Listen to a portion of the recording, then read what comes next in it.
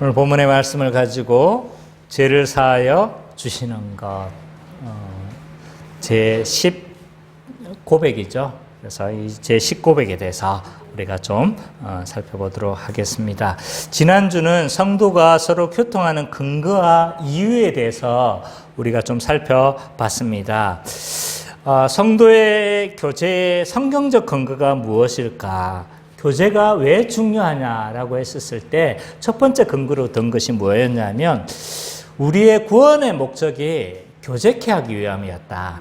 그것을 우리가 좀 살펴봤습니다. 보통 이제 구원에 대한 성경적인 표현은 예수 그리스도께서 십자가 구속 사역을 성취하시고 그 사역을, 그 공로를 우리에게 적용시켜 주셨다라고 하는 것이 전통적인 예수 그리스도의 십자가 구원의 사역의 어떤 대표적인 표현 방식이라고 할 수가 있습니다. 근데 간혹 이렇게 표현하지 않죠. 그래서 요한일서 1장을 살펴보면 그렇게 구원이 있게 하고 복음을 전하는 목적이 뭐라고 했습니까? 사귐이 있게 하렵니다 라고 이야기를 하고 있고, 또 예수님도 그들을 구원하시기를 원하시는데 그들도 우리와 같이 하나가 되게 하시기 위함이다 라고 그렇게 표현하고 있는 것들을 통해서 구원의 목적이 또 하나가 되게 하고 교제케 하기 위함도 있다라는 것들을 알 수가 있죠.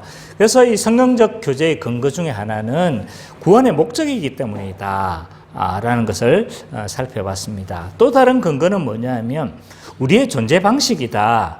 전에는 우리가 어떤 존재였냐면 서로 원수되어졌고 서로 차별하고 서로 나뉘어진 것이 그리고 막힌담이 있는 것이 우리의 존재였는데 예수 그리스도의 십자가 사역으로 말미암아 성령의 하나 되게 하심으로 말미암아 신자는 이제 그리스도 안에서 뭐가 되었다? 하나가 되었다. 한 세 사람이 되어졌다라고 그렇게 표현하고 있죠. 그래서 우리는 이제 전에는 개별적으로 존재하던 존재였는데 이제는 우리라는 존재가 되어진 거죠. 그래서 우리라는 존재가 되어졌고 그래서 우리로 살아가는 것이 너무 당연하다. 교제하며 살아가는 것이 너무 당연하다가 두 번째 근거였습니다. 그리고 세 번째 근거는 뭐냐면 성도의 교제는요, 교회를 교회답게 하기 때문이다. 우리가 성도의 교제를 활발하게 하고 한 몸, 한 가족으로 살아갈 때 어떤 일이 벌어지느냐라고 했었을 때 하나님 나라를 현시하고 또 거룩의 삶이 가능한 거죠. 왜? 서로 사랑하는 삶을 살아가니까. 그래서 거룩의 삶이 가능하고 또 이것으로 인해서 그리스도가 증거되어지기 때문에 우리는 교제하면서 그렇게 살아가야 된다는 것들을 우리가 살펴봤습니다. 지금까지 이제 교제의 이유에 대하였다라면 그러면 교제의 방법은 뭐냐라고 했었을 때 복음으로 교제해야 된다. 복음만이 우리를 하나 되게 한다. 그리고 성도의 교제는 믿음으로 교제하는 것이다. 우리가 믿을 때 무엇이 나오냐면요. 교제의 근거가 나오고 교제의 동기가 나올 뿐만 아니라 거기에서 교제의 어떤 의지들이 나오는 거죠. 그래서 믿음이 굉장히 중요하다. 우리가 한 가족 되었다, 한 몸이 되어졌다라는 것을 믿는 것이 굉장히 중요하다는 거죠. 이거 안 믿으면 안 되는 거예요. 그 다음에 한 몸임을 알고 서로 그냥 살아가면 되는 것이다. 뭐 큰 방법이 있는 게 아닌 거예요. 그래서 구체적으로 어떻게 우리가 한 몸으로 살아가는 방법이 있을 거 아닙니까? 라고 했을 때 몇 가지를 소개해 본다라면 그 중에 하나가 뭐였어요? 은사였어요. 은사를 통해서 우리가 섬기고 나를 내어주고 그리고 은사를 섬겼었을 때 이것이 교제하는 것이다 라고 이야기를 하고 있죠. 이것은 하이델베르그 제55문에 이제 나와 있는 거예요. 그리고 물질로서도 우리가 서로 한 몸으로 살아갈 수 있다. 특히 11조는 우리가 한 몸으로 한 가족으로서 내가 가족을 책임지는 행위라는 것들을 우리가 좀 살펴봤습니다. 자, 지금까지 지난주 설교를 요약을 했고요. 빠른 시간 내에 나도 급한 마음에 빨리 진행을 했는데 이제는 좀 천천히 패턴을 좀 낮춰서 해야 될 것 같아요. 자, 오늘은 성도의 제사함의 문제에 대해서 우리가 좀 살펴보도록 하겠습니다.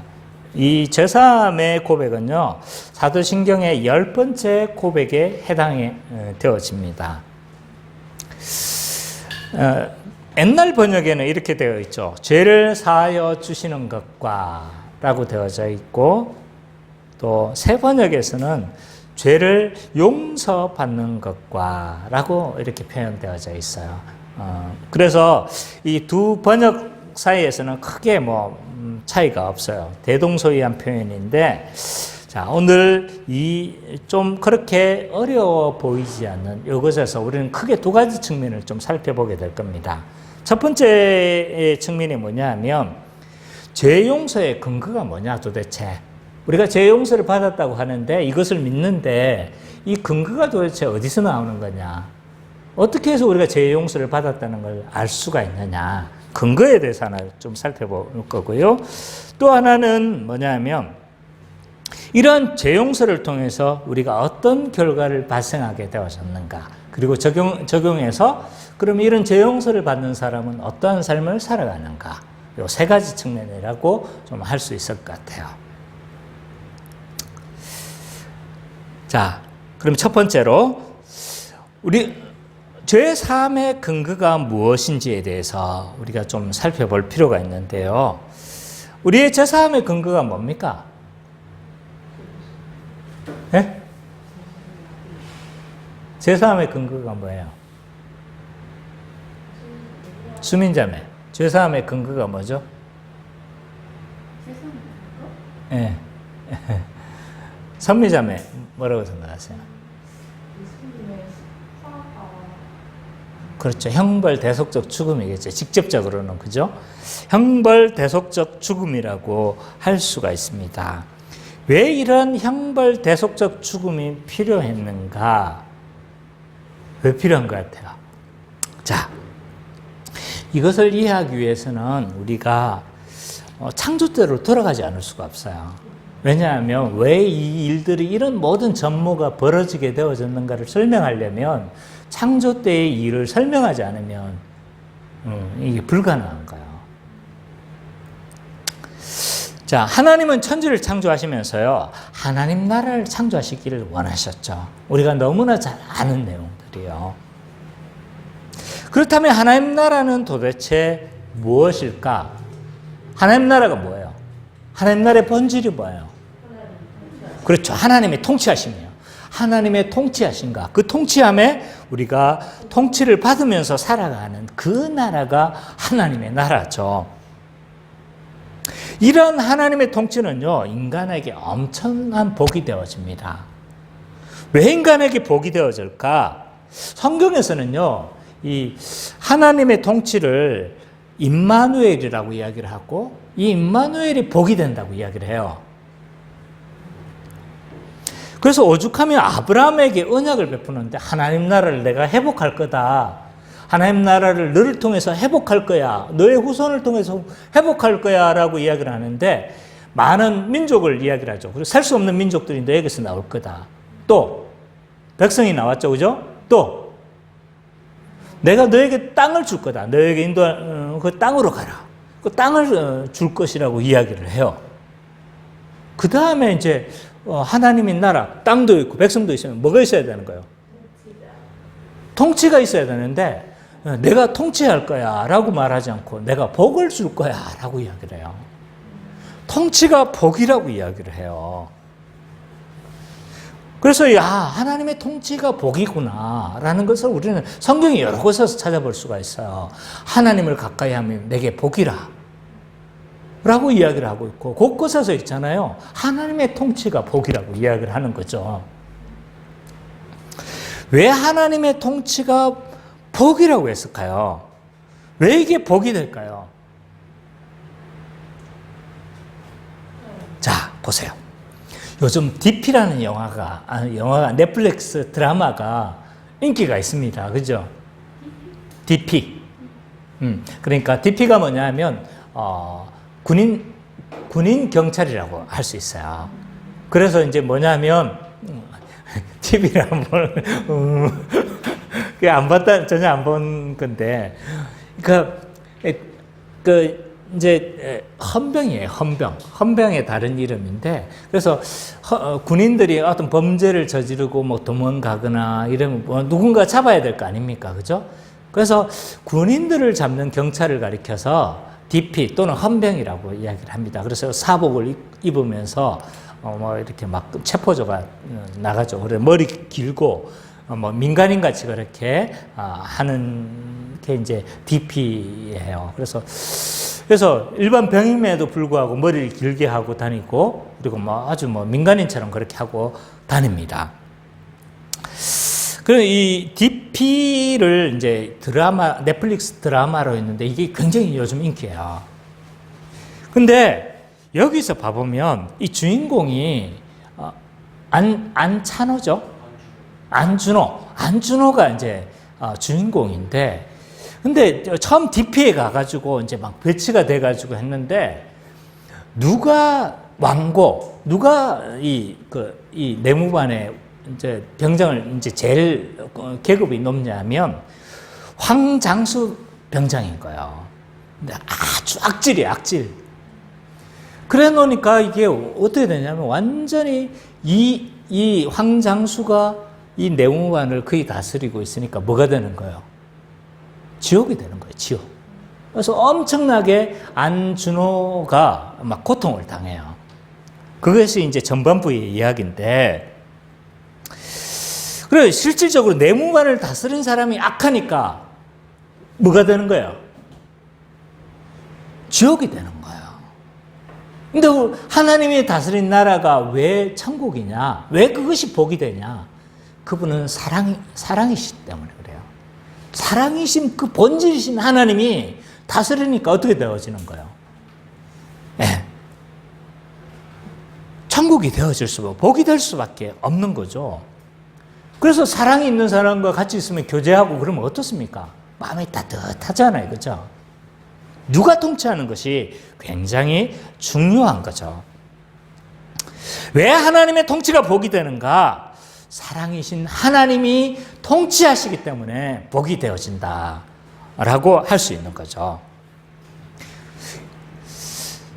그래서 이런 하나님의 통치 아래서 우리는 에덴 동산의 풍성함을 또 누리는 거예요. 사랑이신 하나님만 통치하시는 것이 아니라 에덴 동산이 얼마나 풍성했습니까? 그죠?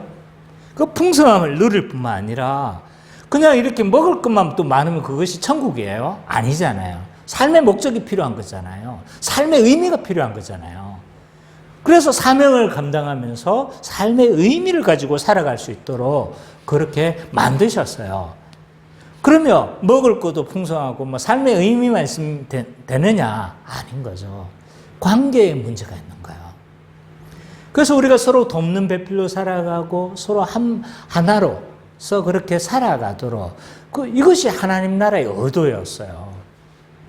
그 안에서 안식을 누리면서 살아가는 것이 하나님의 의도였죠. 근데 우리가 알다시피 이런 하나님 나라를 창조하고 인간이 이런 하나님 나라를 누리면서 안식을 누리면서 살아가도록 하기를 원하셨지만 인간이 거부했어요.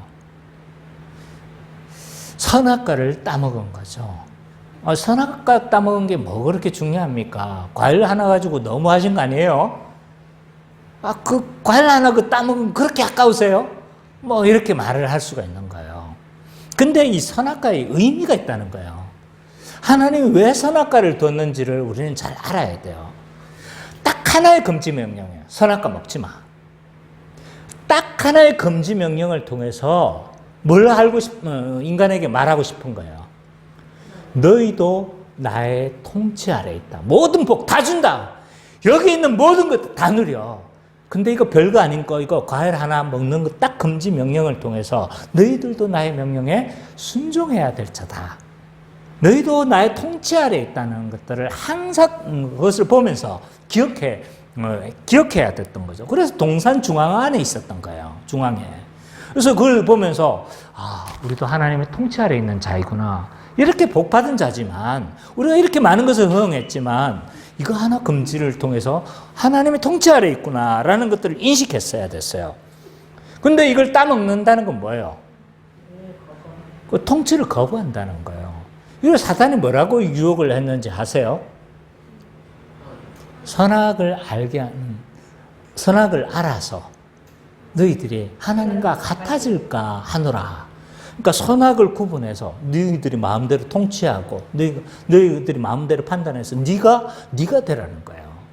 그 말의 의미는 네가 판단하고 너의 개별적인 존재가 돼, 독립적인 존재가 되라라고 그렇게 유혹한 거예요. 하나님 통치를 거부하고 그러니까 그것이 먹음직도 하고 보암직도 했던 거예요. 그래서 완벽하게 이것은 핑계할 수가 없어요. 하나님에 대한 반역이고 하나님의 통치에 대한 거부였던 거죠. 그래서 어떻게 되었냐면 그 통치를 안 받으니까 어떻게 되는 거예요? 하나님 나라에서 추방되어지고 하나님이 주시는 그 모든 은혜에서 우리는 멀어질 수밖에 없었던 거죠. 생각보다 그 죄의 결과는요, 굉장히 끔찍하게 나왔어요. 과일 하나 먹은 것 같은 거였는데 그 하나님의 통치를 거부하는 그 결과는요, 생각보다 끔찍하게 나타났어요. 첫째, 죄를 범한 인간은요, 사탄의 통치를 받게 되어졌어요. 자, 아까 제가 말했죠. 누구 통치를 받는 게 중요하다. 누구의 통치를 받는 것이 중요한 거예요. 악의 화신이에요. 악의 화신이며 거짓말하는 자이며 모든 것을 찬탈하는 자의 압인 거죠. 그래서 그 통치를 받으니까 인간이 행복하겠습니까? 행복할 수가 없는 거예요. 스크류테이프 편지를 보면 내가 자주 이 책을 소개를 하죠. 그죠? C.S. 루이스 스크류테이프 편지를 보면 이 스크류테이프이 이제 아주 마귀 중에 선배 마귀인 거예요. 근데 후배 마귀가 누구냐면 이름이 워무드예요. 워무드. 근데 이제 다 자기의 전술을 이제 후배 마귀한테 다 전술을 이게 딱 전해주는데 마지막에 어떻게 되냐면 이 워무드가 있잖아요. 이 스크류테이프한테 멸망을 당해버려요. 네, 마지막에 그래요. 그러니까 자기의 수제자가 누군 거예요? 워무드인 거예요. 그런 자를 어떻게 한 거예요? 네, 자기의 충성된 수화마저도 아끼지 않는 것이 사탄의 속성이에요. 자기 수화는 아껴야 될 거 아니에요. 근데 자기의 수화마저도 아끼지 않는 것이 사탄의 속성인 거예요. 그래서 C.S. 루이스가 이 사탄을 정말 잘 예리하게 판단한 거예요. 만약에 100명을 살인한 살인범과 한 방에 있다고 생각해 보세요. 오늘 아침에 내가 뉴스를 봤는데 뉴스에 보니까 어떤 일이 있냐니까 옛날에 군대에서 이제 여러 명을 그거 했던, 그러니까 막 탈영하고 해가지고 완전히 막 내무관에다가 수류탄을 넣었어요. 근데 그걸 하도록 하게 한 병장이 있었어요. 그 병장이 구속이 됐는데 그 병장이 내무관에서 또 무슨 짓을 그 군대 DP에서 35년형을 지금 살고 있는데 또 35년형을 받았어요. 그게 오늘 아침에 뉴스에 나왔더라고요. 악한 놈의 그 안에서 있잖아. 무슨 짓을 했냐면 같이 나쁜 놈들이 모여있는 거잖아요. 범죄자들이 모여있는 거 아니에요. 범죄자들이 모여있는데 그 중에서도 진짜 악한 짓을 했는 거예요. 심지어는 인분을 먹이고 막 스미린스를 막 뿌리고 그렇게 했다고 하더라고요. 그래서 결국은 35년형을 받았대요. 보세요. 이런 사단의 통치 아래에 있다는 것이 얼마나 악한 것이며 그것이 얼마나 고통인 것인가를 알아야 돼요. 그 당시는 우리가 편안한 것 같고 그 당시는 우리가 즐거운 것 같지만 사단의 통치 아래에 있었을 때 우리는 고통을 당할 수밖에 없는 거죠. 죄를 범한 인간은요, 사단의 통치 아래에 있을 뿐만 아니라 하나님의 사랑의 공급에서 죄가 되어버리는 거예요.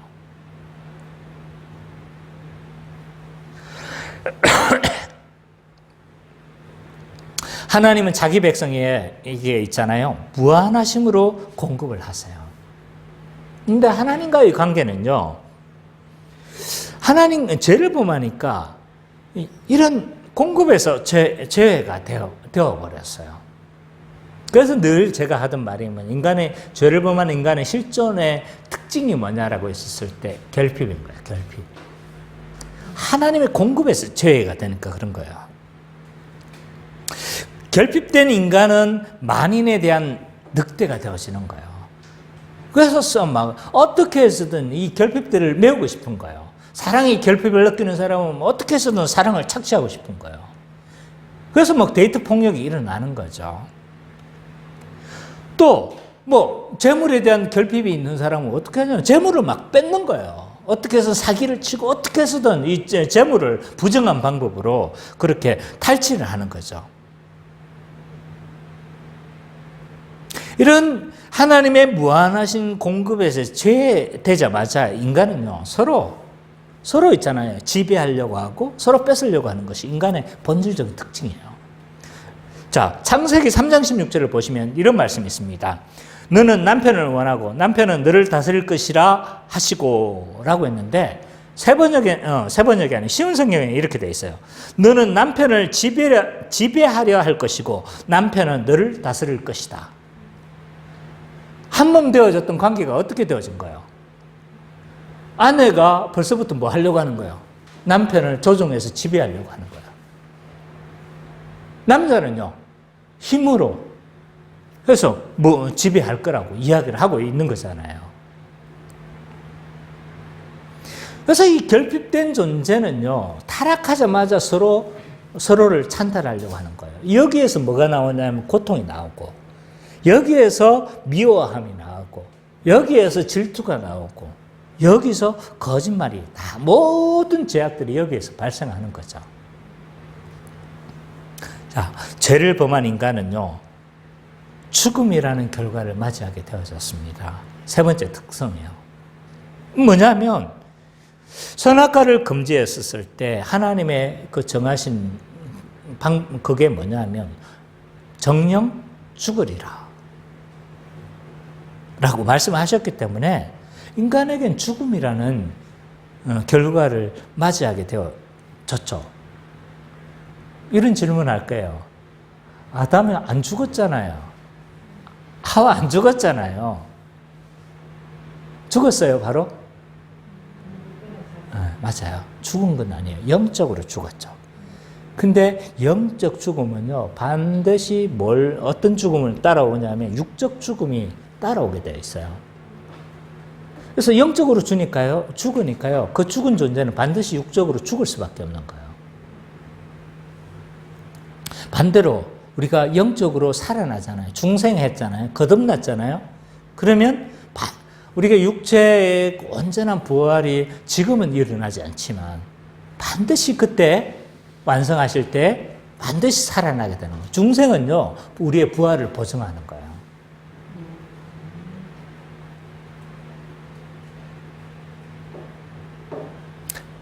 이처럼 죄의 결과는요, 우리가 사망의 권세 아래 놓일 수밖에 없는 존재가 됐죠. 이 사망의 권세는요, 사단의 굉장히 강력한 무기예요. 왜? 이 사망으로서 죽어버리면 회개할 기회가 없는 거예요. 그래서 로마서에 보면 사망에 대해 쏘는 무기가 그 부분을 이야기를 하고 있는 거죠. 그죠? 자, 네 번째. 죄를 범한 인간은 어떤 결과를 맞이했느냐라고 했었을 때 무엇보다도 가장 강력한 이 죄의 결과인데요. 하나님의 진노 아래 놓일 수밖에 없는 존재가 되어졌어요. 왜 하나님의 진노 아래 우리 놓입니까? 그렇게 사랑하던 그 자녀를 진노 아래 갑자기 놓입니까? 왜냐하면 하나님의 거룩하신 성품 때문이었던 거예요. 죄를 허용하지 못하시는 거예요. 죄를 범하고 하나님을 반역하고 죄를 품은 인간과는 같이 거할 수가 없는 거예요. 그래서 하나님의 거룩한 성품에서 나오는 진노를 우리는 받을 수밖에 없는 존재였다. 이 죄의 문제가 해결되지 않으면요, 하나님의 진노를 우리는 피할 수가 없는 거예요. 그래서 죄에서 벗어나는 것이 중요합니다. 중생이 중요한 거예요, 중생이. 거듭남이 중요한 거죠. 그렇지 않으면 이 모든 것을 자기가 다 감당해야 될 것이 우리 인간의 운명인 거죠. 이처럼 죄의 문제는 반드시 처리되어져야 되는데, 그래야 진노를 면하고 하나님의 안식에 다시 들어가고 하나님 나라를 누리는 모든 일들이 가능하게 되어진 거죠. 문제는요, 이걸 우리 인간편에서 해결할 능력이 없다는 거예요. 그래서 이 대속적 죽음을 통해서 이 문제를 해결하겠다라고 구약 성경 때부터 계속 계시를 하고 있는 거예요. 인간이 해결을 못하니까 누군가 대신 이 죽음을 통해서 이 문제 해결할 거야 라고 말씀하시는 거예요. 구약에서부터. 이러한 하나님의 의지는요, 인간이 타락했을 때부터 계시하기 시작했던 거예요. 자, 하나님 앞에서 범죄한 인간이 가장 먼저 한 행동이 뭐예요? 아담아, 네가 어디 있느냐? 라고 했었을 때 제일 먼저 하는 게 뭐예요? 네. 창세기 3장 10절을 우리가 한번 찾아봅시다. 찾아봐요. 창세기 3장 10절. 수민자매가 한번 읽어줄래요? 3장 10절.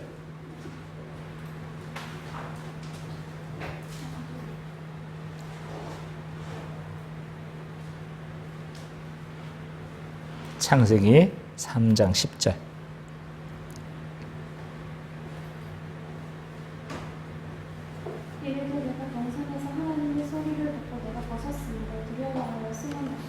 자, 인간이 가장 먼저 죄를 짓고 먼저 하는 행동은 뭐냐면 자기의 수치를 가리는 거예요. 그죠? 그래서 나뭇잎으로 어떻게 했습니까? 다 옷을 지어 나뭇잎으로 옷을 지어 입은 거예요. 근데 목사님 그거 부끄러워서 그런 거 아니에요? 다 벗으면 부끄럽잖아요. 어머머 하면서 이게 딱 가리기 위한 거 아닙니까? 근데 그게 아니라는 증거가 오늘 본문에 있는 거예요. 자, 숨었어요.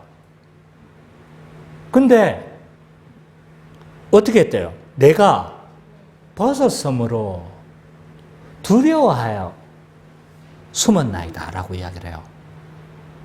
보세요. 벗었대요. 그럼 부끄러워서 내가 숨었나이다 이래야 되는데 뭐라고 지금 감정이 뭐예요? 부끄러움이 아니고 뭐예요? 두려움인 거예요. 두려움. 그럼 이것이 내가 벗어서 부끄러워서 그런 문제가 아니라는 걸 알 수가 있어요. 뭔가 두려웠던 거예요. 그 두려움은요, 죄에 대한, 죄책에 대한 두려움인 거죠. 내가 하나님의 영광을 다 잃어버린 존재가 되어졌고, 내 모습이 완전히 뭐가 됐던 거예요? 완전히 망가진 걸 안 거예요. 그리고 하나님 그 죄에 대한 책임의 죄책을 발견하게 된 거죠. 죄의 문제를 감당해야 되니까. 그래서 어떻게 한 거예요? 두려웠던 거예요. 그래서 하나님을 피했던 거예요. 그래서 이 문제가 죄의 문제와 연결되어져 있다는 걸 알 수가 있는 거예요. 그래서 아까 그 나뭇잎으로 가리려고 했던 행동은 뭐였던 거예요? 자기의 뭐를 감추고 싶었던 거예요? 자기의 실존을 감추고 싶었던 거예요. 죄된 자기의 실존들을 감추고 싶었던 거예요. 옷으로 숨기고 싶었던 거죠. 근데 하나님이 뭘 입히세요? 가죽옷을 입히신 거예요. 왜 가죽옷을 입히셨는가를 깊이 생각해야 돼요. 왜냐하면 나뭇잎으로 너희들의 그 방법으로는 죄를 가릴 수 없어. 그것은 근본적인 방법이 아니야.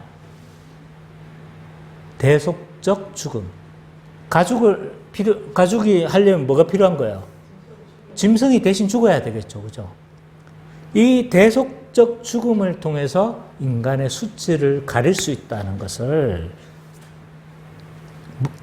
보여주고 있는 거죠.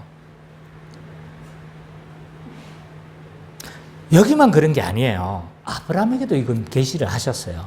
구원의 구체적인 역사가 시작되어진 건 아브라함 때라고 할 수 있어요. 아브라함에게 약속을 하시죠. 뭐예요? 땅과 백성과 하나님의 통치를 약속해요. 한마디로 말해서 하나님 나라를 약속하시는데 이 언약이 12장 1, 2, 3절이에요. 근데 그래 언약을 맺었지. 근데 이걸 확실하게 하려면 언약식을 맺어야 되는 거예요.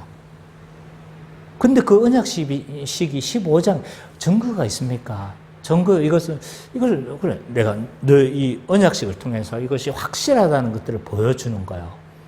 그래서 15장에 봐보면요. 언약식을 맺어요. 그건 너무 내가 확실하게 할 거야. 내가 할 거니까 너는 믿어야 돼. 그러면서 언약식을 맺는데요. 그 언약식에서 뭘 하냐면, 그 당시에 있었던 언약식의 모습들을 차용해 왔어요. 히타이트, 헷 제국에서 그 전형적인 그 언약식의 모습이거든요. 그래서 히타이트 제국의 어떤 언약식의 모습들 그대로 채용했어요. 그래서 뭐냐면, 둘이가 서로 언약을 맺잖아요. 언약을 맺으면 중앙에다가 동물을 잡아서 배를 가르고 난 이후에 뭘 하냐면 그 위로 두 언약을 맺는 당사자들이 싹 지나가게 돼 있어요. 이 의미가 뭐냐면 서로 언약을 하고 약속을 했잖아요. 그러면 만약에 이것을 언약을 깨트리는 자가 만약에 생길 수 있잖아요. 그러니까 그것을 확실하게 하기 위해서 깨트리는 자가 뭐가 될 거다? 이와 같이 이 짐승과 같이 저주를 받을 거다라는 의미를 내포하고 있는 거예요. 근데 아브라함과 언약을 맺으면서 동물을 있잖아요. 잡아요. 근데 아브라함을 깊이 잠들게 해버려요. 누구만 지나가시는 거야? 하나님만 싹 지나가시는 거야. 이게 뭘 의미하냐면 이건 내가 감당할 거야.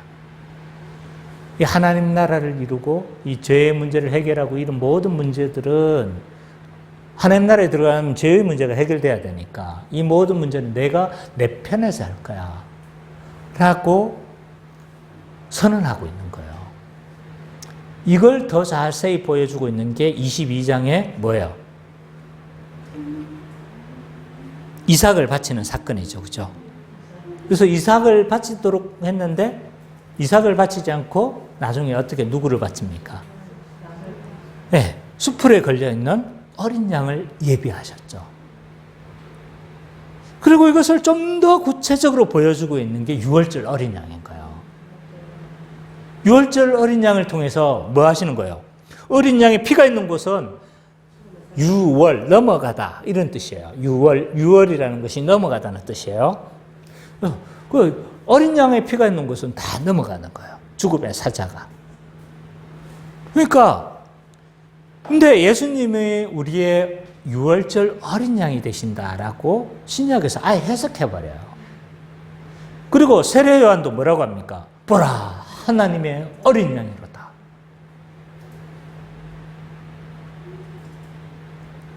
그의 많은 곳에서 있잖아요. 구약의 많은 곳에서 이런 대속적 죽음으로 죄의 문제를 해결할 것이라는 것을 계속적으로 계시해 왔던 거예요. 그래서 이것은 아주 생소한 어떤 방법도 아니고 누구나 있잖아요. 구약의 배경을 알고 있는 사람들은 이 문제에 대해서 다 알고 있었다라고 할 수 있는 거죠. 네, 계속적으로 계시해 왔기 때문에.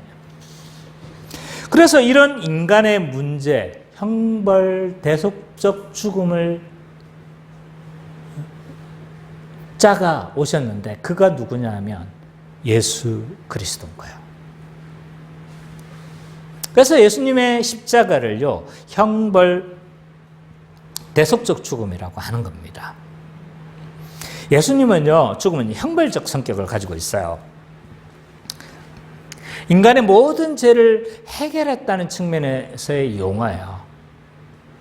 대가를 치렀다는 거예요. 형벌을 치렀다는 거예요. 그래서 형벌적이라고 하는 거예요. 하나님은요, 인간의 죄의 문제를 그냥 눈 감지를 안 하셨어요. 이 문제를 반드시 해결하셔야 되는 거예요. 왜? 거룩하신 하나님은요, 이 죄의 문제를 반드시 그러면 아예 그냥 아담과 하와가 범죄했을 때 용서해 주셨어야 됐어요. 이걸 그냥 눈 감지를 못 하시는 거예요. 이걸 반드시 해결해야 되는데, 그 해결한 것은요, 대속적 죽음을 통해서 해결해야 되는 거예요. 죽음을 통해서 해결해야 되는 거예요. 피가 생명을 통해서 대속을 할 수가 있는 거죠. 형벌을 반드시 치러야 돼요. 오래전에 이 로버트 김 사건이라는 사건이 있어요. 미국 시민권자를 가진 한국계 사람인데, 이 로버트 김이 뭘 했냐면 정보국에서 근무를 많이 했어요. 정보국에서 근무를 많이 했는데 이 한국한테 민감한 정보를 많이 준 거예요. 정보국에 있으니까. 한국계로는 처음이었어요, 그 사람이. 그래서 정보를 많이 줘가지고, 근데 이게 미국에서 편에서 발각이 된 거예요. 근데 이제 미국의 안보가 위협을 당할 정도의 그런 정보는 안 주고, 주로 이제 한국과 관련된 민감한 정보들 있잖아요. 그 중에 하나는 이제 잠수함. 동해로 어떤 잠수함에 대한 어떤 정보가 있었던 것 같아요. 그걸 이렇게 제공을 했던 것 같아요. 이게 발각이 되어져 가지고 로버트 킴이 있잖아요. 9년 동안 형을 살았어요. 자, 다 살고 나왔어요. 이걸 가리켜서 형벌을 치렀다고 이야기하는 거예요. 하나님도 이 죄의 문제에 대해서 형벌을 치른 거예요. 그 형벌이 뭔가요? 예수 그리스도의 십자가의 죽음인 거예요. 하나님이신 그분이 이 문제를 해결할 수밖에 없어요. 왜? 인간 편에서는 해결할 자가 없어. 자, 죄가 없는 인간이 일단 없고, 죄가 없는 인간이 있다 할지라도 한 사람의 그 생명밖에 대속할 수가 없어. 하나님이야 모든 인류의 모든 죄들을 다 뭐 할 수가 있는 거예요? 다 대속할 수 있는 거예요. 단번에 해결할 수 있는 거예요. 그래서 예수 그리스도의 형벌적 죽음을 통해서 이 문제를 다 대가를 치렀다는 측면에서는 형벌적인 거예요. 반대로 대속적 성격도 있어요. 모든 형벌은 자신이 치러야 되는데, 이 형벌은 인간이 치를 수가 없으니까 누가 치르는 거예요? 예수님이 대신 치렀다는 측면에서는 대속적인 거예요. 그래서 우리는 예수 그리스도의 형벌, 죽음의 성격을 형벌 대속적이다. 대가를 치렀고, 그 대가를 치르는데 본인, 당사자가 치른 것이 아니라 누가 치른 거예요? 하나님 편에서 이것을 해결했다는 측면에서 대속적인 거죠. 만약 이걸 하나를 빼버리면요, 기독교가 다 무너지는 거예요. 그 문제는 요거에 대해 오늘 하는 시간이 아니기 때문에 어쨌든, 그래서 예수님의 형벌 대속적 죽음으로 이 죄의 모든 문제를 해결한 거예요. 그리고 어떤 때는 예수님의 그 십자가를요, 화목제물로도 표현해요. 이게 뭐냐면 로마서 3장 25절 26절 한번 찾아봅시다.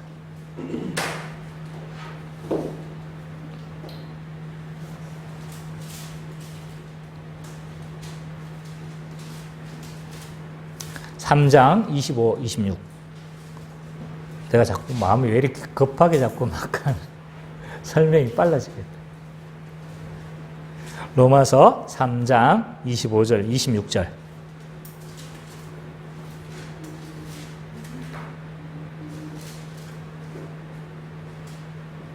한번 같이 읽어봅시다. 시작.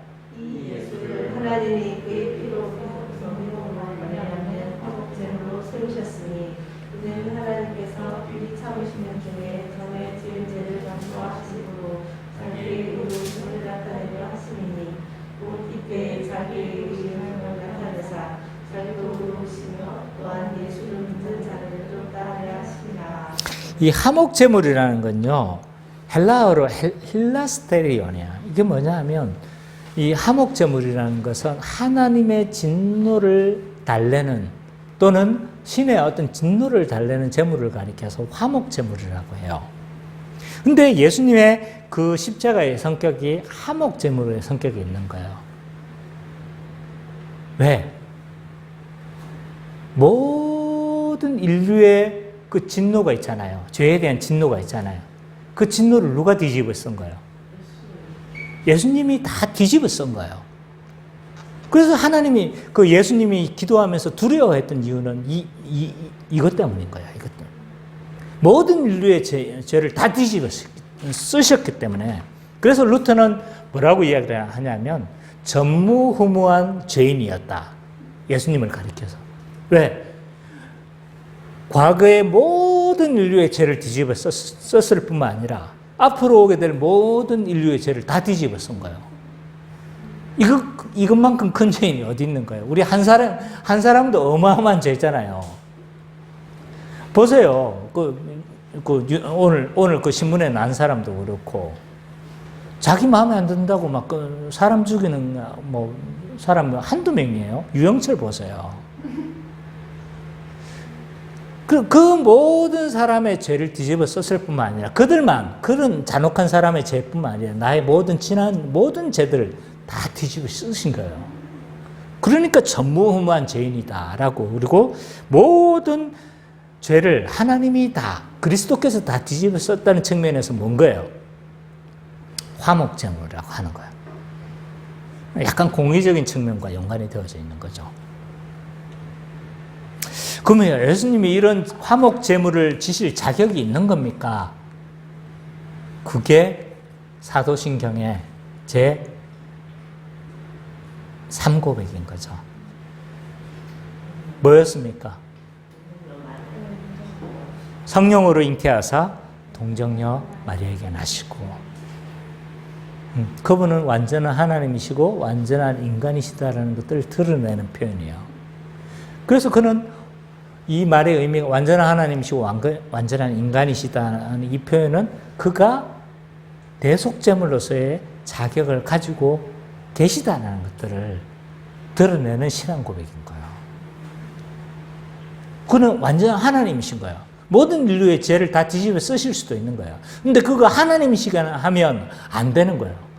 왜? 인간의 대표로 죄를 뒤집어 써야 되니까 인간이시기도 해야 되는 거예요. 그리고 이것을 보정하는 사건이 부활이죠.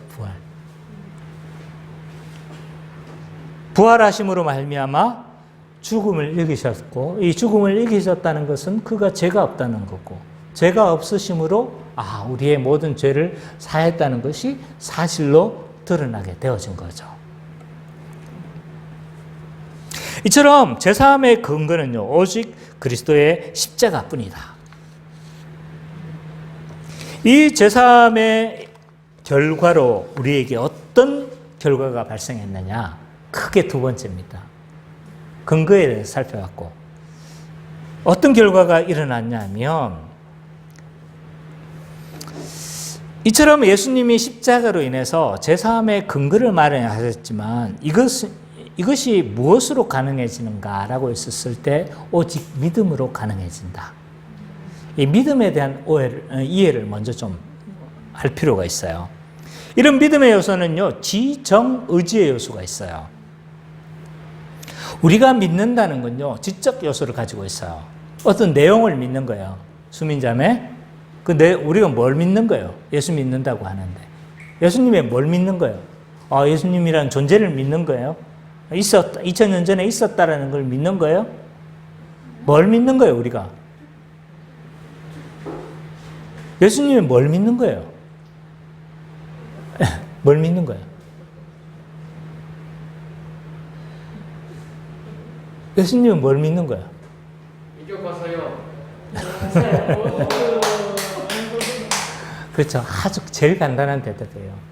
예수님의 인격과 사역을 믿는다는, 인격은 뭐예요? 주 예수 그리스도 하나님의 아들. 사역은 뭐예요?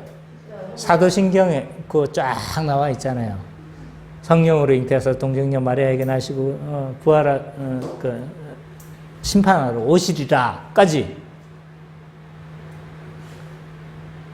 지금까지 그거 한 거예요, 지금. 예수님의 사역이 이런 사역이 있습니다. 그리고 그 사역의 결과로 지금 성령이 어떤 분이시고 그 사역의 결과로 교회가 탄생하고 우리에게 이런 일들이 지금 벌어지고 있는 겁니다를 지금 설명하고 있는 게 사도신경이라고요. 예수님의 인격과 사역을 믿는 거죠. 가장 간단한 대답이에요. 조금만 더 설명하면 예수님은요, 주 예수 그리스도 하나님의 아들이시지만, 그렇지만 구약에서 말씀하시고 구약에서 예언되어졌던 그 그리스도십니다. 하나님 나라를 가져오시고 죄의 문제를 해결하고 새 언약 시대를 가져오시는, 성령을 가지고 오시는 분이 그 그리스도십니다 라고 고백하는 것이 뭐예요? 그거 믿는 거죠. 또한 그리스도로서, 그가 메시아로서 십자가로 형벌 대속적 죽음을 감당하셨습니다 라는 걸 믿는 거예요. 또 그 결과로 죄 문제가 해결되어지고 교회가 탄생했음을 믿는 거예요. 그리고 머리 대신 하나님의 통치로 말미암아 우리가 하나님 나라의 복과 안식을 누리는 것을 믿는 거예요. 이런 많은 것들을 우리가 믿는 것은 몇 권의 책으로도 말을 할 수가 있고, 한마디로 말해서 예수 그리스도의 인격과 사역을 믿는다라고 말을 할 수도 있고, 그래서 이걸 우리가 어디까지 말을 할 수 있느냐가 우리가 누리는 복과 많은 연관을 가지고 있는 거예요. 그냥 예수 믿으면 되지 않습니까? 네, 어쩌면 구원될 수도 있겠죠. 그렇지만 거기서 약속하고 있는 수많은 약속을 우리는 몰라요. 더듬더듬 하면서 그냥 하는 거예요.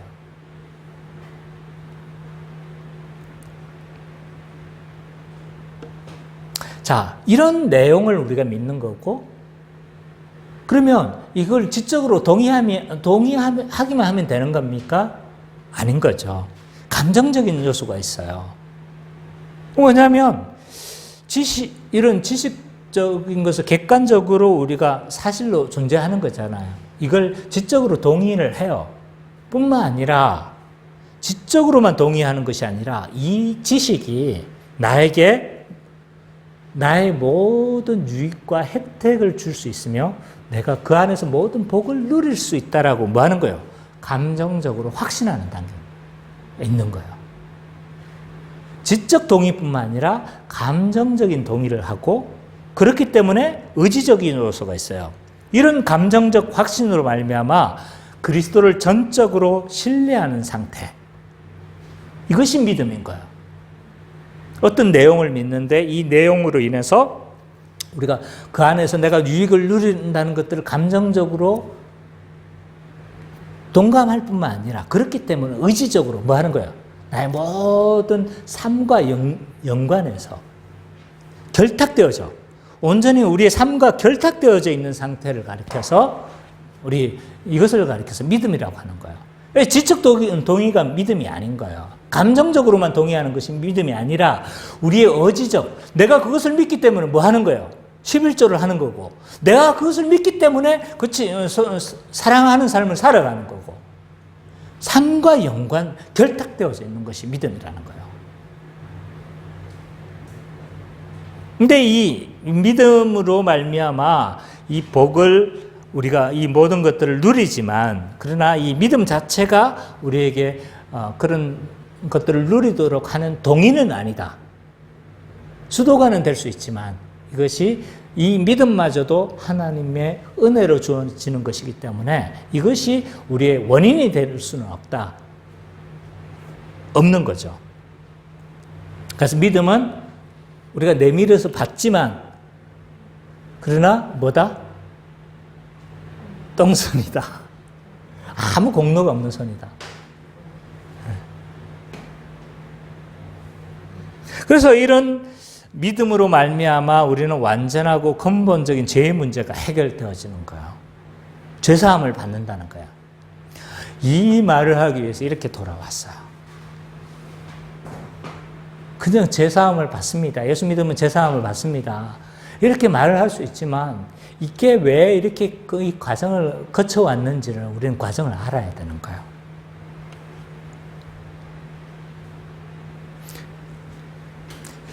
죄가 해결됐다는 건 뭘 의미하냐면 내가 지은 어떤 죄도 남아있거나 기억되지 않는다는 거예요. 내가 지은 모든 죄들이 남아있거나 기억되지 않는다는 것. 자, 우리의 살아온 삶의 발자국이 어떠세요? 거룩한 길 걸었습니까? 의의 길을 걸었습니까? 나의 길은 아주 꽃길이었고 내가 걸었던 길은 의의 길이었으며 하나님의 길이었습니까? 십자가의 길이었습니까? 어떠세요? 혹시 눈 덮인 산하를 본 적이 있습니까? 눈 덮인 모든 세계 보셨어요? 아름답죠? 네. 아름다워요. 근데 눈이 녹아버리면 금방 그 안에 지저분한 것들이 다 드러나요. 쓰레기 있었던 거, 쓰레기 위에도 눈이 쌓이면 아름다워요. 눈이 녹으면 그 모든 것이 다 드러나죠. 왜 이 눈 덮인 사냐가 아름답냐면 드러나지 않았기 때문에 아름다운 거예요. 자, 우리 인생에서 막 많은 길을 걸어왔고 많은 것들을 쌓으면서 우리는 걸어왔어요. 우리의 모든 걸어왔던 길들은요, 제약밖에 없어요. 우리에게 그렇게 선한 것이 나오지 않아요.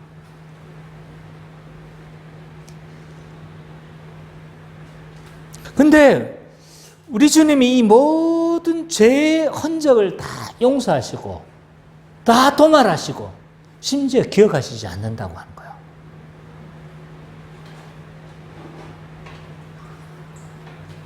앞으로 과거에만 지었던 죄만 한 거 아니고 현재 짓고 있는 죄도 그렇고 미래에 지을 죄까지도 다 도말하시고 기억하시지 않는다라고 그렇게 약속하시는 거예요. 그렇기 때문에 우리 구원이 취소가 안 되는 거예요.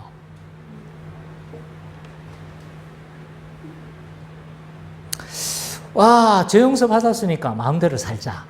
이제 구원은 따놨네. 목사님 구원 안 흔들린다고 말씀하셨죠? 마음대로 삽시다. 이제 다 구원을 확보해 놨으니까. 이게 어떠세요? 그렇죠. 열심히 배운 분들은.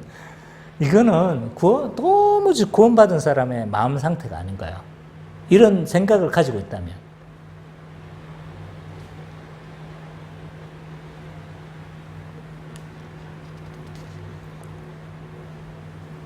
자, 우리는 예수 그리스도의 그 이루신 것을 믿음으로 말미암아 죄 용서를 받았어요. 그리고 그로 인해서 죄 용서를 받았기 때문에 하나님의 아들이 되어졌고 또 하나님 나라에 들어가고 또 하나님의 모든 하나님과 화해하고 이 줄줄이 사탕이라고 했죠. 우리의 선배들은 이것을 황금사슬이라고 했어요. 고리처럼 연결되는 거예요. 죄 문제가 해결되니까요. 회복되는 것도 사슬처럼 다 연결되어져 있는 거예요.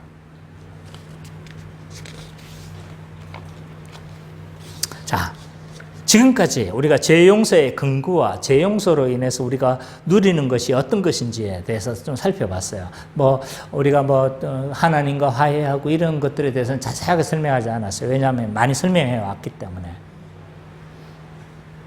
자, 그러면 이런 죄 용서를 받은 받은 자는 이렇게 받고 우리가 이런 복들을 누렸는데 그러면 우리는 어떤 삶을 죄 용서를 받은 사람은 살아가는가라고 했었을 때 첫 번째로 우리가 생각해 볼 수 있는 건요. 거룩한 삶, 거룩을 소망하면서 죄와 싸우면서 살아가는 것이 이 죄 용서 받은 사람의 특징이에요.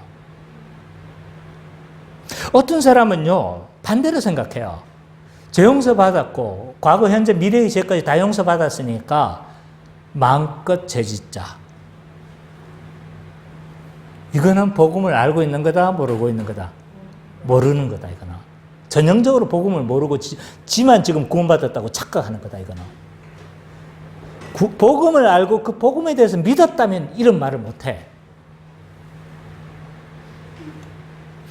근데 의외로 이런 생각을 가진 사람들이 많이 있어요. 초대교회 때 고린도 교회에서도 이런 사람들이 있었던 것 같아요. 이미 구원을 받았고 하나님의 모든 복들을 받았으니까 어떤 것으로도 흔들리지 않으니까 죄된 삶을 그렇게 살아도 된다라고 생각했던 고린도 교회가 사람들이 일부 있었던 것 같아요. 뿐만 아니라 우리 안에서도 이 죄 문제를 가볍게 생각하는 사람들이 많이 있어요. 이미 구원은 받았으니, 구원은 확보되어졌으니 좀 죄를 지어도 내가 하나님 앞에 죄송하기는 하지만 하나님 용서해 주실 거야 라고 생각하면서 죄의 문제를 가볍게 생각하는 사람들이 있는 거죠.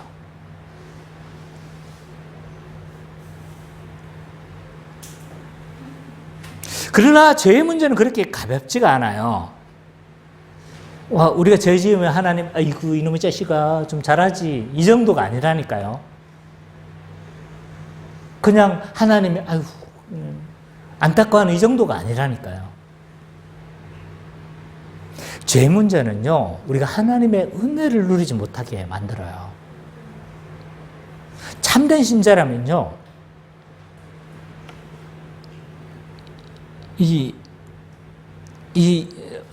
참으로 우리가 거듭났다라면 이 죄를 지었을 때 구원이 취소되거나 구원이 뭐 잘못되지는 않아요.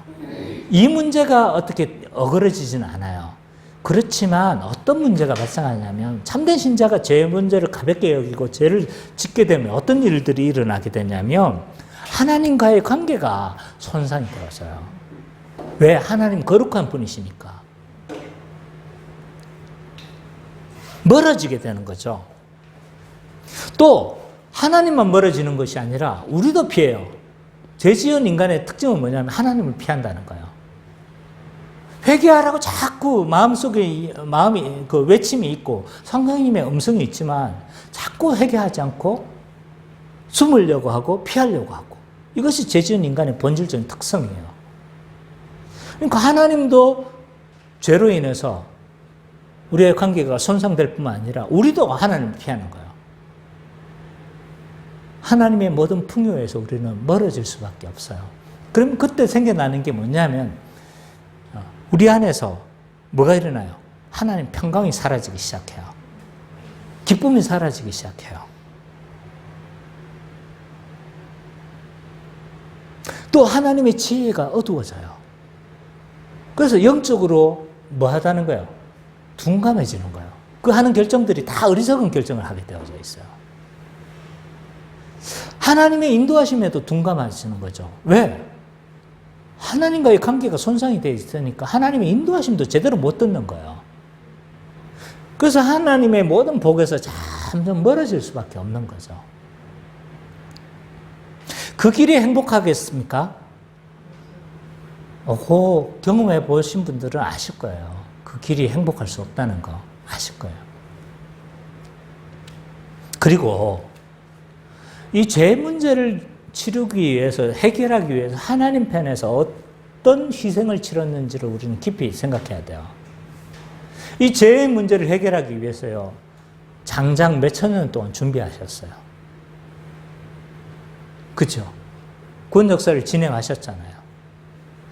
그럴 뿐만 아니라 하나님 편에서는요, 자신의 독생자를 내어주셔야 됐어요. 그 독생자 되신 예수님은요, 스스로 순종하신 것이지만, 그럼에도 불구하고 그 감당하신 죄의 무게가 결코 가볍지 않다는 것들은 겟세마네 기도에서 분명하게 드러나고 있어요. 그 기도에서 뭐라고 하세요? 죽게 되어졌다라고 이야기를 하고 있고, 그리고 핏방울같이 떨어지고 있고, 두려워하심이, 그 하나님의 두려워하심이 어떠했는지를 우리는 잘 알고 있잖아요. 기어이 그렇게 해결하셨는데, 기어이 그렇게 하나님은 2000년 동안 준비하시고 예수 그리스도께서 하나님의 독생자이신 그분이 오셔서 그렇게 겨우라고 표현은 아니지만 그렇게 많은 대가들을 치르시면서 그렇게 해결하셨는데 마음껏 죄를 짓자고요? 이건 신자의 마음이 아니에요. 십자가를 모르는 무지의 소치예요. 그거는.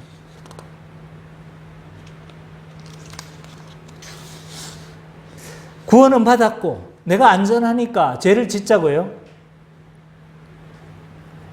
이건 이런 말이 있을 수가 없는 거예요. 십자가의 희생을 안다면 그럴 수가 없어요. 하나님의 거룩하신 성품을 안다면 그럴 수가 없어요. 하나님의 구원 역사를 아는 자라면 그럴 수가 없는 거예요. 그렇기 때문에 신자가 죄 용서를 받았다면요, 하나님의 이런 모든 것들을 우리는 알고 있기 때문에 어떻게 하는 거예요? 거룩을 소망하면서 죄와 싸우면서 그렇게 살아갈 거예요. 죄를 안 짓는다는 말이 아니에요. 또 짓겠죠. 또 짓겠지만 그러나 죄 문제를 그렇게 가볍게 생각하지 않는다는 거죠.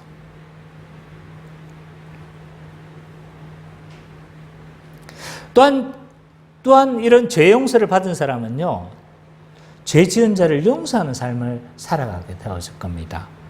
왜 그렇습니까? 용서받았기 때문에 용서하는 거죠. 오늘 본문을 읽었던 본문이 그걸 이야기를 하고 있는 거예요. 천국은 마치 이와 같대요. 용서받았으니까 뭐 하면서 살아가라는 거예요? 용서하면서 살아가는 것이 천국의 얻은 자의 삶이라는 거예요. 천국은 마치 이와 같으니 라고 하면서 이 비유를 말씀하시잖아요. 그러니까 천국을 얻은 자의 삶은요, 용서하는 자의 삶을 산다는 거예요. 왜? 용서를 받았기 때문에. 예수님은요, 누구든지 잘못하거든 1번에 7번씩이라도 용서해라. 무한대로 용서하라는 거예요. 490번 용서하라는 게 아니고. 또 예수님은 용서하지 않는 자는요, 긍휼 없는 심판을 내가 하겠다. 네가 용서 안 하면서 살아가겠다고? 아까 그 왕처럼 긍휼 없는 심판, 네가 긍휼을 하지 않는다면 내가 긍휼 없는 심판을 행하겠다. 내 행위가 자신 있으시면 용서하지 마세요. 나의 모든 삶이 의의 길 뿐이라면 용서하지 마세요.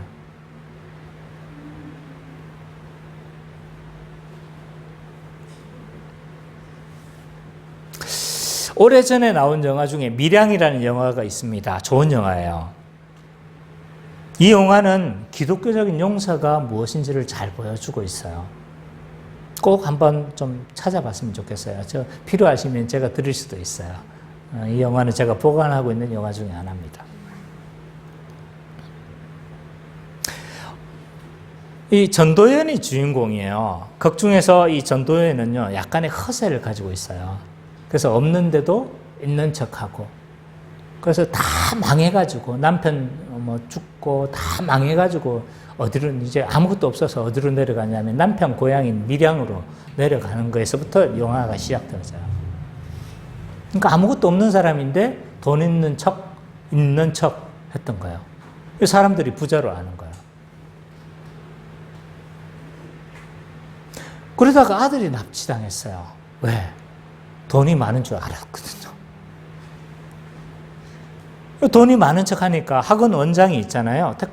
그 학원 원장이 돈이 많은 줄 알고 납치를 해서 이렇게 그거 하려고 했는데 잘 안 돼서 아들을 죽여버려요. 그래서 범인은 잡혔어요. 결국 잡혔는데 알고 보니까 그 학원 원장이었고 자기의 허세 때문에 아들이 되어졌다는 걸 알게 된 거죠. 굉장히 괴로워해요. 그것 때문에 아들이 죽었다는 사실을 아니까. 그래서 굉장히 괴로워하고 있다가 이 괴로운 가운데 예수님 교회를 다니게 되어져요. 교회를 다니고 그래서 이 교회 안에서 막 마치 이제 상처를 치유하는 듯한 모습들이 보여져요. 그래서 이때 또 허세를 부려요. 뭐냐면 자기 아들을 죽인 사람을 용서하겠다고. 그래서 어디로 찾아가냐면 교도소로 찾아가는 거예요. 교도소로 찾아갔는데 이 사람이 용서를 구하고 참여할 줄 알았는데, 내가 당신을 그러면 감사하고 이럴 줄 알았는데, 공교롭게도 이 감옥에 있었던 이 사람도 예수님을 믿은 거예요. 제대로 믿은 건지 아닌, 제가 보기에는 잘못 믿었어요. 그리고 이런 말을 해요. 용서로 오신 건 감사하지만, 나도 하나님의 용서를 받았기 때문에 더 이상 죄책감이 없고, 굳이 용서가 필요하지 않는다는 거예요. 여기에서 이 전도인이 삥 받아버려요. 내가 용서하지 않았는데 왜? 그러면서 막 교회를 막 난장판을 만들어버려요. 어쨌든 그런 내용들의 영화, 나중에는 이제 안정을 찾아가는 거에서 약간 이제 영화는 끝이 나는데, 과연 이 사람은 하나님의 용서를 받은 사람일까? 학원 원장은 용서받은 사람의 특징이 뭐냐면요, 하나님 사랑, 이웃 사랑이에요. 근데 내가 하나님의 사람이 되어졌다라면 하나님을 사랑하고 이웃을 사랑하는데, 내가 엄청난 그 가정에 엄청난 고통을 줬어. 근데 내가 하나님의 용서를 받았기 때문에 그 사람이 고통을 당하는데도 내가 아무렇지도 않는다라면, 이건 이 사람은 진짜 용서받은 사람이 아니에요. 아마 그 고통을 가한 것에 대해서 굉장히 괴로워했을 거예요, 그 사람은. 진짜 거듭난 사람의 마음이었다면. 그리고 어떻게 해서든 용서를 구하려고 했을 것이고, 그리고 더 할 수 있다면 내가 거기에 대한 보상이라도 어떻게, 그것으로 메울 수는 없지만 보상을 해서 이 모든 그의 마음을 좀 위로하려고 했을 거예요. 이 사람은 참된 그리스도의 용서를 받은 사람이 아니라고 좀 보여져요.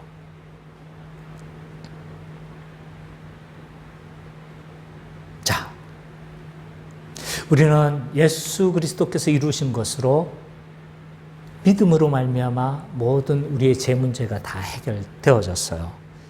이 죄 문제를 해결되어진 사람은요, 하나님의 용서를 받은 자들이에요. 그러면 우리는 어떻게 살아가겠어요? 죄를 가볍게 여기지 않아요. 죄와 투쟁하는 삶을 살아요. 우리가 하나님의 용서를 받았다면요, 다른 사람을 용서하면서 살아가는 것이 너무나 당연한 삶이라고 오늘 본문에서도 이야기를 하고 있어요. 자, 우리에게는 여전히 용서되지 않은 많은 일들이 있어요. 지금 어떤 많은 것들이 있지만 과거에 나에게 행했던 많은 사람들을 용서하지 못할 수도 있고, 나의 부모에 대해서 용서하지 못할 수도 있고, 나에게 해를 가했던, 중학교 때 나에게 해를 가했던 사람을 용서 못했을 수도 있고, 많은 용서하지 못한 사람들이 우리에게는 있을 줄 몰라요. 그러나 그 문제는 반드시 해결해야 될 문제예요. 용서해야 될 문제고, 왜? 우리가 그것보다 비교할 수 없을 정도의 큰 용서를 받은 자이기 때문에. 혹시 나는 여전히 용서하지 못하고 원망하며 품고 있는 사람이 있지 않는지 돌아봤으면 좋겠어요. 그래서 우리가 하나님의 용서를 받은 자로서 그렇게 살아가는 우리 기쁨의 교회 모든 성도님이 되시기를 간절히 축원합니다.